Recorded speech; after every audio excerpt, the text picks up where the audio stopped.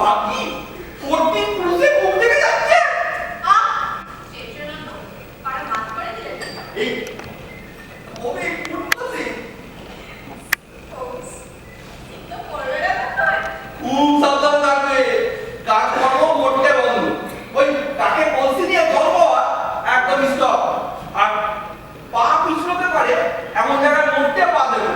Already গেলে দিচ্ছি, চালিয়ে যাও।